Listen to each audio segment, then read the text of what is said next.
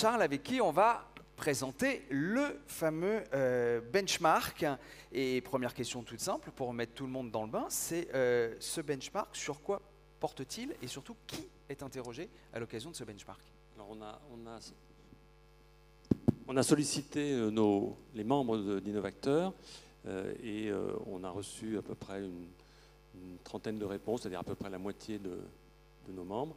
Et le benchmark, comme on l'a déjà fait en 2016 et en 2019, ça sert à nous donner une petite photo, alors qui vaut ce qu'elle vaut, à un moment donné, des pratiques des différentes organisations qui sont membres ou non d'ailleurs d'Innovacteur dans le domaine de l'innovation participative. D'accord, donc l'idée c'est ça, c'est de suivre, diffuser les pratiques qui se mettent et puis peut-être identifier aussi des nouveautés, ce qui se met en place dans les entreprises. Exactement, exactement. D'abord c'est notre rôle, hein, comme l'a rappelé Muriel, l'association Innovacteur, elle est là pour promouvoir l'innovation participative dans les organisations, pour professionnaliser nos membres. Et donc, il est normal de temps à autre de leur donner un aperçu de ce qui progresse, de ce qui régresse, de ce qui stagne. Et vous verrez dans la présentation qu'il y a un certain nombre de ces points qu'il faut mettre en avant. C'est la 3e édition, c'est ça? Il y a eu 2016 2016-2019, un peu tous les 3 ans, parce qu'effectivement, les choses, heureusement, ne bougent peut-être pas si vite que ça. Et donc là, c'est la 3e édition. Allez, on rentre dans le détail des questions qui sont... Oui, pardon. Ce que je voulais juste rajouter, c'est que cette édition-là est un peu différente des 2 premières qui étaient très longues. Enfin, quand je dis très longues, très lourdes.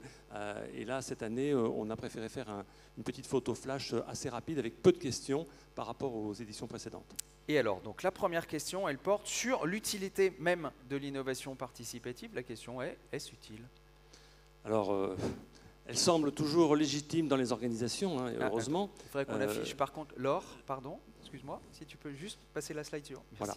Donc elle semble encore légitime et c'est une bonne chose pour Innovacteur. Et le positionnement stratégique, en tout cas selon les réponses qui nous ont été faites, c'est que par rapport à 2019, il y a même davantage de directions générales qui rattachent l'innovation participative dans leur giron.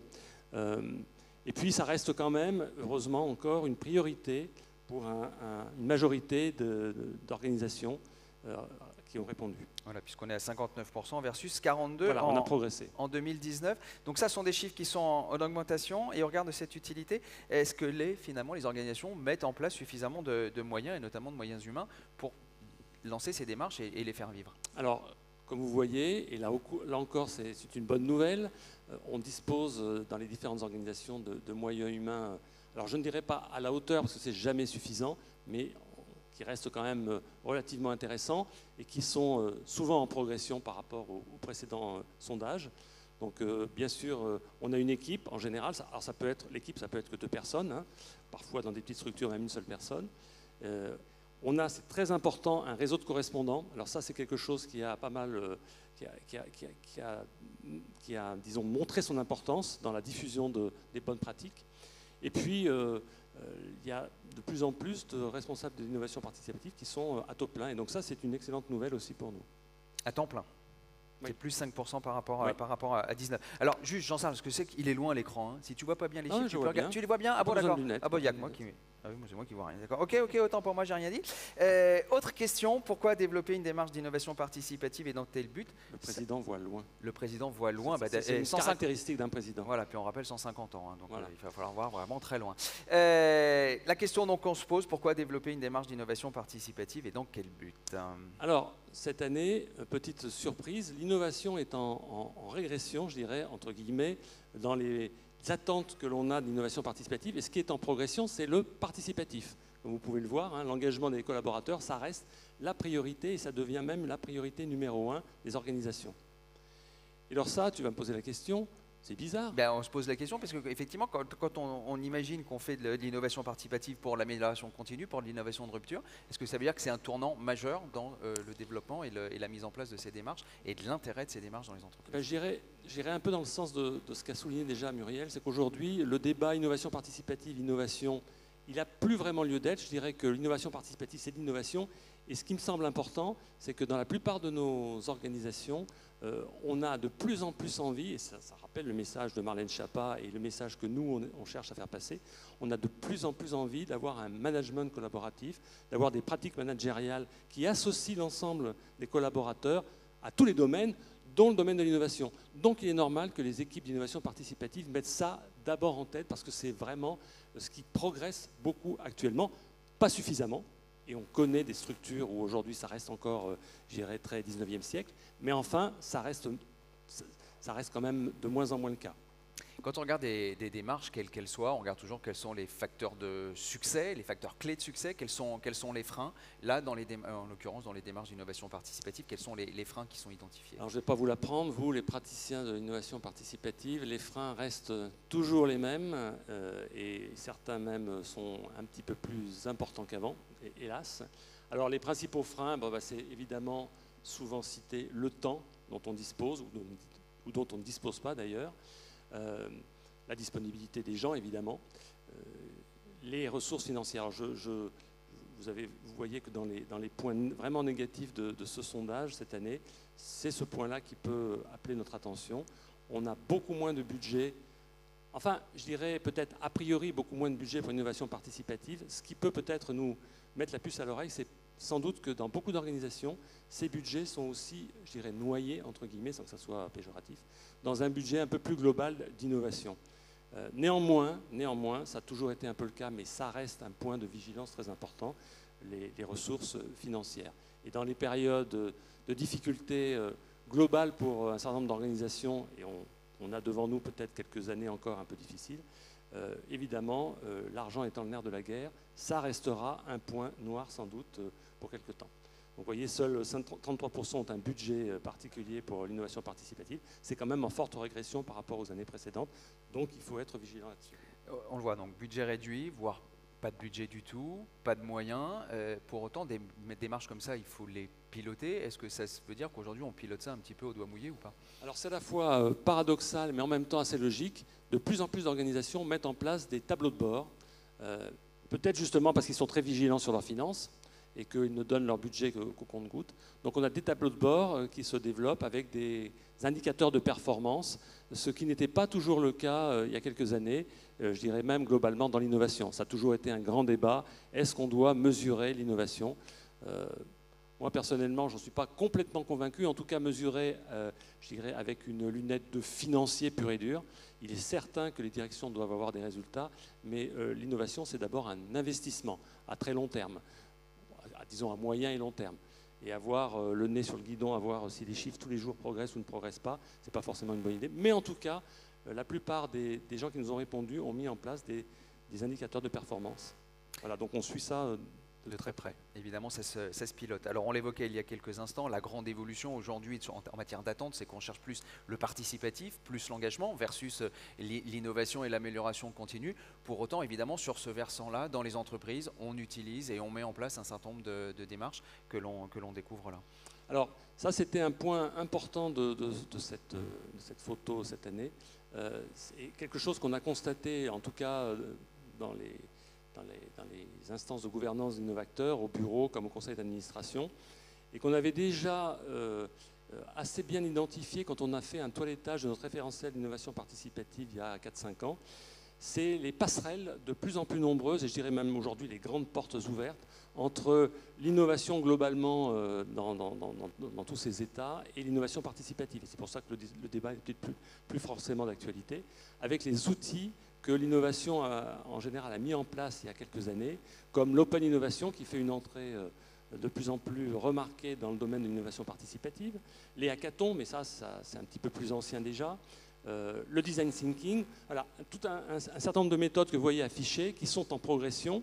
Je dirais, à l'exception des Fab Labs, mais je dirais que c'est peut-être un épiphénomène, les Fab Labs, c'est-à-dire les lieux un peu où on innove, c'est vrai que c'est quelque chose qui commence à dater et qui même aujourd'hui, dans certaines entreprises, n'est plus forcément d'actualité, c'est quelque chose d'acquis. Donc je suis peu étonné que ça soit un petit peu en régression, mais pour le reste, ça veut dire que l'innovation participative, comme l'a bien dit Muriel, est capable de s'adapter et de saisir les nouvelles tendances, les signaux faibles qui se dessinent dans leur environnement. D'accord, ça peut être lié aussi au fait que finalement, maintenant qu'il y a le télétravail, les gens sont moins sur les sites, etc. Est-ce qu'il y a une corrélation ou pas, ou elle est totalement... C'est possible, on n'a encore pas assez de recul, je pense, pour en déduire, mais c'est vrai qu'un certain nombre d'organisations ont abandonné des locaux, donc peut-être dans ces locaux, il y a aussi les Fab Labs. Un petit dessin d'Aster, on attend. Ah, là, ah bah, il est passé. On a vu qu'il y avait plein d'idées et puis effectivement les budgets qui étaient plutôt réduits. On ne sera pas là dans 150 ans, on le disait tout à l'heure, mais si on regarde un petit peu l'avenir, est-ce qu'on peut être optimiste finalement? On regarde tout ça pour les démarches d'innovation participative. Bien, moi, comme je travaille dans l'innovation, je suis de manière permanente optimiste, et je dirais que c'est même ma nature. Je pense que les membres du bureau et du conseil d'administration d'Innovateurs et tous les gens qui sont dans cette salle, sinon ils ne seraient pas dans cette salle, sont optimistes, même s'il y a des points de vigilance et des inquiétudes. On l'a vu, c'est toujours les mêmes, c'est le budget, c'est est-ce que l'innovation reste une priorité pour nos organisations ou pas. Je pense qu'aujourd'hui, on a passé un petit peu l'étape où on disait, dès qu'il y a un problème, on va couper les crédits à la communication, à l'innovation. Je pense que l'innovation commence à s'ancrer dans l'ADN des organisations, mais il y a encore beaucoup de travail à faire, de vigilance à avoir. Et il y a aussi des aspects très enthousiasmants pour l'avenir. Donc, on vient d'en parler, c'est tous les nouveaux outils qui sont assimilés par l'innovation participative. Et puis, moi, si je regarde fort égoïstement notre association, je me dis quand même qu'il y a des signaux qui sont à la fois faibles et forts, puisque cette année, je n'ai plus le nombre en tête, mais on a au moins une bonne quinzaine de nouveaux membres. J'ai souligné que le secteur public est en forte progression, donc là aussi c'est quelque chose de très favorable. Ça veut dire que des structures, pardon pour ceux qui travaillent dans les organismes publics, qui ont longtemps été ankylosées et très silotées, sont en train de découvrir que l'on peut travailler autrement, donc ça c'est très favorable. Donc moi je suis très optimiste, je pense que comme on est dans l'innovation, on sait très bien qu'il faut être patient, il faut être audacieux, il faut être résistant et résilient, comme l'était Marguerite Brunet quand elle a créé son théâtre. Et donc, il faut absolument qu'on se cramponne. Il n'y a pas de raison, parce que c'est vital l'innovation pour nous, pour l'ensemble des organisations, il n'y a pas de raison d'être pessimiste. Et puis, de toute façon, ceux qui sont pessimistes, ils perdent toujours la partie. On remercie évidemment celles et ceux qui ont répondu à ce benchmark, puisque c'est important pour pouvoir avoir cette photographie. Et puis, je crois que tu avais un appel à passer. J'ai deux autres petits points. Alors, ça, c'est plutôt des informations générales. En juillet, on a eu ou en juin, on a fait un séminaire avec le conseil d'administration sur les perspectives sur lesquelles on pourrait travailler pour, alors je ne dis pas les 20 ans à venir, parce que voilà, aujourd'hui, c'est très difficile de faire des perspectives à 20 ans. Mais en tout cas, dans les quelques années qui viennent, puisqu'on est en train de fêter nos 20 ans, il faut se projeter aussi vers l'avenir. Et donc le conseil d'administration s'est réuni en séminaire pour travailler là-dessus. Et puis, donc on a dégagé quelques points que je vais vous citer rapidement. On s'est dit, c'est 20 ans, et donc est-ce que notre offre est toujours d'actualité? Et en tout cas, pour les années qui viennent, est-ce qu'elle sera toujours d'actualité? Est-ce qu'il ne faut pas la faire évoluer, notre offre de service? Et donc on a des grands questionnements, évidemment, qui recoupent un peu ce qu'on a vu dans le benchmark. La place de l'innovation participative dans les organisations, est-ce qu'elle est toujours bien placée? Qu'est-ce qu'il faudrait lui donner comme nouveaux moyens, nouveaux outils pour mieux la placer dans l'organisation? Quid de l'intrapreneuriat? Parce que c'est vrai qu'on en parle beaucoup dans les organisations aujourd'hui. Il y a des réussites, il y a des échecs. Est-ce que l'innovation participative, notamment dans son référentiel, doit intégrer cette partie de l'innovation? Voilà, c'est une question. Les questions de la formation aussi sont revenues beaucoup. Et puis, les nouveaux outils et les nouveaux supports qui sont à la fois technologiques, mais pas que, est-ce qu'on doit les intégrer et comment les intégrer pour faire évoluer nos offres de services? On n'a pas, pour l'instant, de réponse à toutes ces questions, et on s'est dit que la meilleure façon d'essayer d'y répondre, c'est de constituer un groupe de travail en faisant appel plus largement qu'au conseil d'administration, mais à toutes les bonnes volontés de l'association. Donc ce matin, je lance un appel à la salle et à la foule. N'hésitez pas à vous porter candidat. Nous allons constituer en 2023 un groupe de travail sur les prospectives pour travailler sur l'évolution de nos offres de services. Donc ceux qui se sentent le courage, l'envie et ont l'optimisme pour travailler sur ces points-là, faites-nous signe. Vous envoyez un petit message à Laure Pamard ou à Innovateurs et nous serons évidemment enchantés de vous accueillir dans ce groupe de travail. Donc ça, c'était le premier message, appel à des volontaires. Deuxième message concerne la formation, on appelle ça formation, ça fait partie justement de nos offres de services actuelles, qu'on a appelé co-développement, qui est animé par notre ancien président Bruno de Montalivet, qui a remporté un bon succès cette année avec, je vous le rappelle la formule, on réunit à l'heure du déjeuner 4 à 5 membres partenaires. Cette offre est réservée pour l'instant aux membres partenaires dans le cadre de notre association. On les réunit pour s'entraider. Ça, c'est aussi un objectif majeur de l'association, hein, l'échange de bonnes pratiques. S'entraider sur une thématique qui est portée par l'une de ces personnes, et les autres membres de cette petite session travaillent avec elle pour faire progresser cette idée, pour essayer de trouver une solution. Donc on a eu plusieurs sessions qui ont été extrêmement fructueuses. En fin d'année, on a constaté un petit manque d'inscription, donc on s'est dit, là aussi il y a peut-être un petit souci, il faut peut-être repenser cette offre. Donc un groupe de travail s'est constitué autour de Laure Lagère, notre vice-présidente qui n'a pas pu se libérer aujourd'hui, et de Bruno de Montalivet. Pour l'instant, il n'en est pas ressorti énormément de choses parce qu'on a lancé un questionnaire, on n'a eu que 2 réponses, donc ce n'est pas représentatif. Donc mon appel ce matin, c'est vous signaler que Bruno, qui est parmi nous, sera disponible à l'heure du cocktail. Alors, vous le laisserez quand même un petit peu manger, mais il sera disponible pour répondre à vos questions et pour éventuellement voir avec vous si vous avez des propositions pour faire évoluer cette solution de co-développement. On a quelques pistes, bien sûr, mais on n'a pas encore tranché. Donc, il est encore temps de faire savoir votre point de vue là-dessus. Vous avez peut-être déjà participé et vous avez des améliorations à proposer. Ou si vous n'avez jamais participé, vous pouvez poser des questions à Bruno et lui proposer aussi des solutions. Très bien, voilà. Ça c'était les messages à faire passer. Comme on a un tout petit peu d'avance, je me dis, tiens, est-ce qu'on peut allumer la salle, s'il vous plaît? Est-ce qu'il y avait peut-être des remarques par rapport à ce qu'a présenté Jean-Charles dans le benchmark? Est-ce que c'est des choses que vous vivez, vous, au quotidien? Est-ce que ça vous inspire des réflexions ou pas? N'hésitez pas, je peux descendre avec un micro dans la salle. Si quelqu'un... Oula, je suis désolé, je fais comme ça, sinon je ne vous vois pas. Non? Personne voulait réagir? Si, ah, super. Ah, je suis sûr qu'on vous entend même. Allez-y.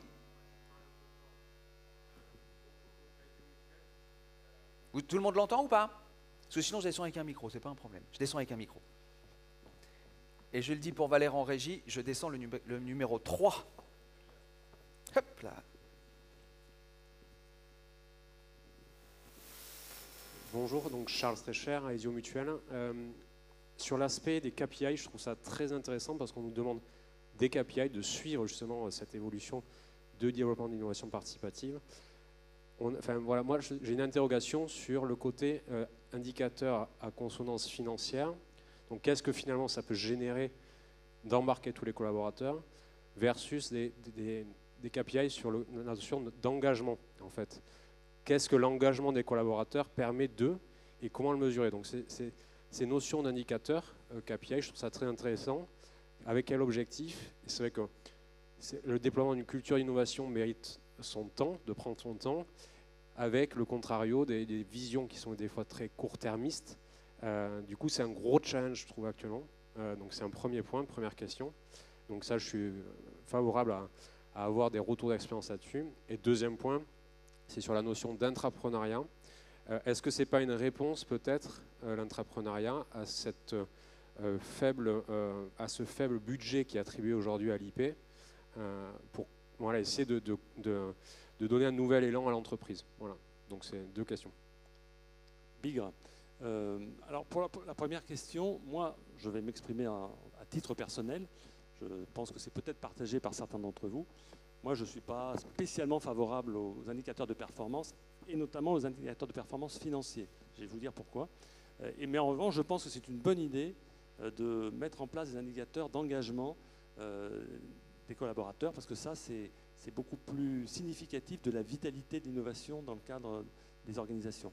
Alors je vais vous donner l'exemple, parce que c'est un exemple que je connais bien, de ce qu'on a fait chez Total Energy à une certaine époque. On avait mis en place des indicateurs. On avait mis en place 2 indicateurs qui peuvent s'apparenter à de l'engagement collaborateur et un indicateur financier.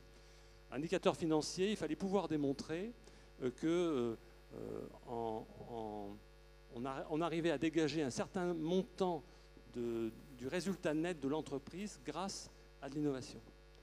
Je ne vous explique pas l'usine à gaz qu'on a été obligé de monter pour finalement se rendre compte qu'au bout de 2-3 ans, plus personne ne regardait les chiffres et que de toute façon, devant l'ampleur de l'usine à gaz, surtout pour un groupe comme Total Energy, ça représentait le travail que ça représentait.